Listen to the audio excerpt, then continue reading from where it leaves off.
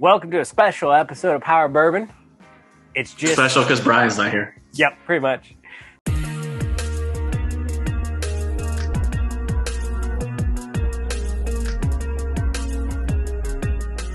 So Brian is busy doing dad stuff.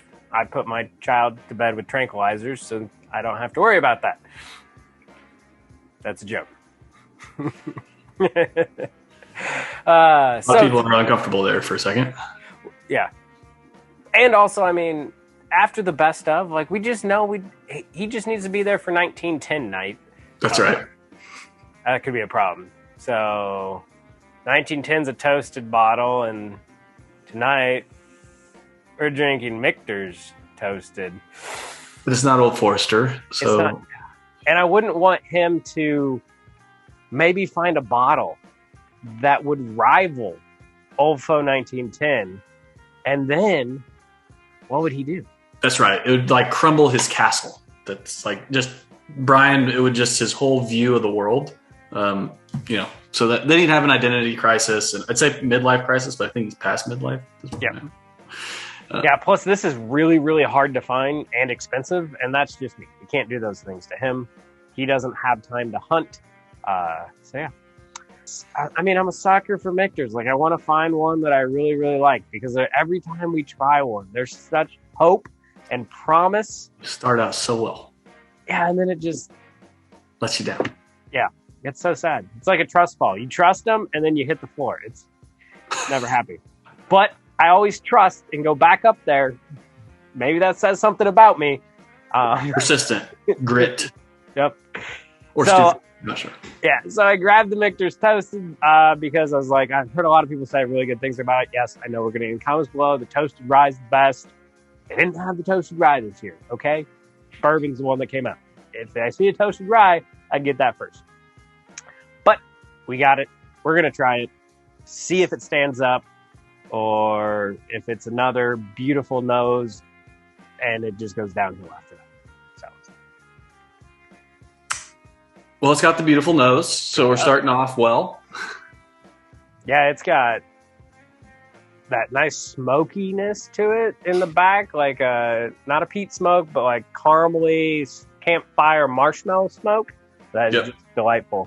I get a little bit of nutmeg and allspice back there. Probably likely coming from that toasted finish. Yeah. Yeah, that's a nice blend of a little bit of spiciness, a little bit of sweet spice, I guess, is really along with smoke. Yeah. No ethanol, no nothing like that, which you would expect being 91.4 proof. Yeah. So, yeah.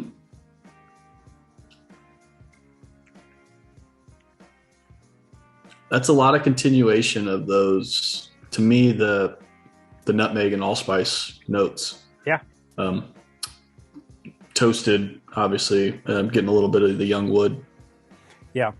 But man, I get that toasted marshmallow all the way through. Like the marshmallow that you caught on fire and then blew out real quick because you're not going to wait for the just perfectly brown toastiness. Yeah. Burnt's better. Always better.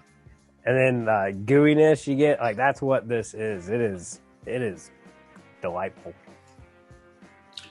That packs a lot of flavor at 91 proof. Mm-hmm. It lacks, 91 proof. So you're lacking the fiery pepper finish that lingers and lasts. But that's probably why this appeals and why to a lot of people and why they like it so much is just because that's not everybody's palate, right? Yeah. So this appeals to a lot of a broader set of palates because it's not going to be off-putting or. Some people don't like that lingering burn.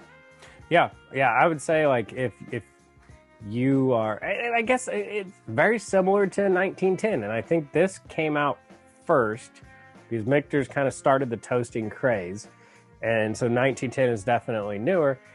I mean, so this is $86 and impossible to find.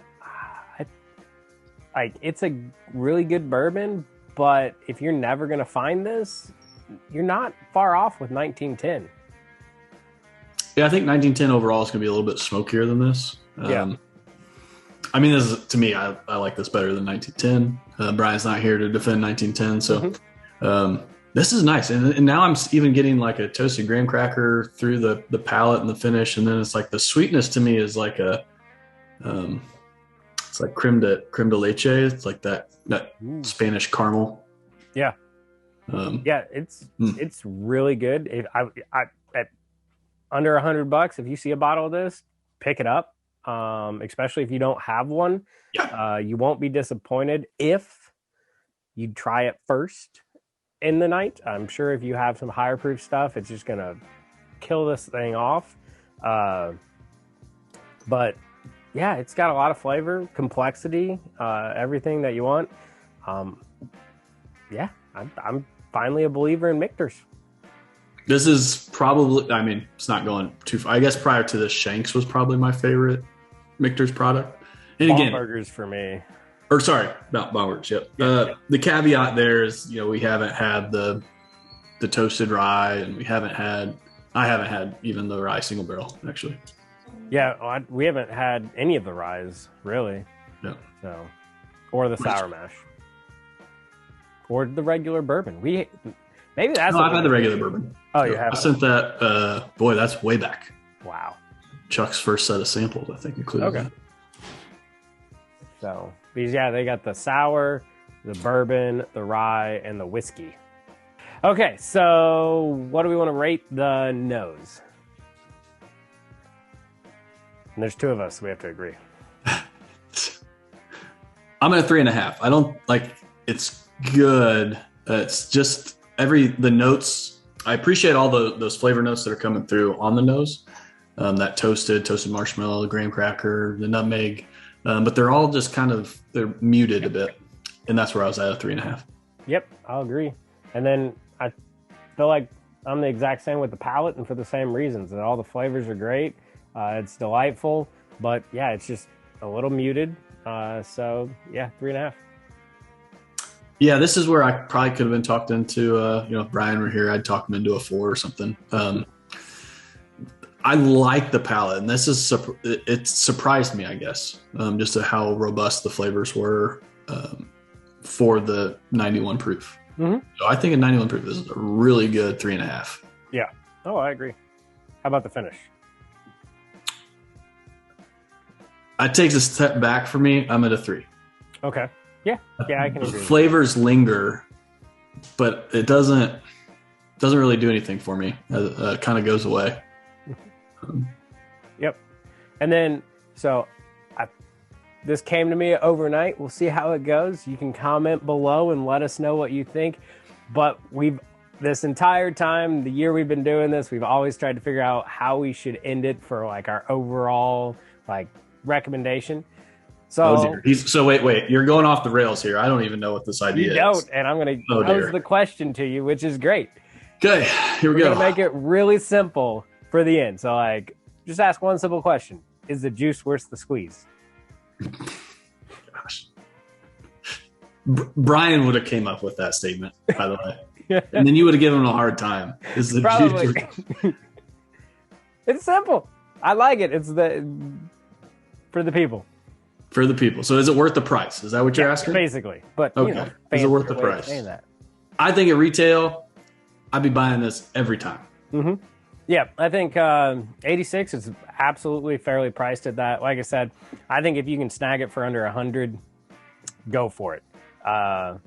It's a really good one. So if you ever see 2 bottles of this, you should buy 2 because somebody else will probably buy the other one off of you.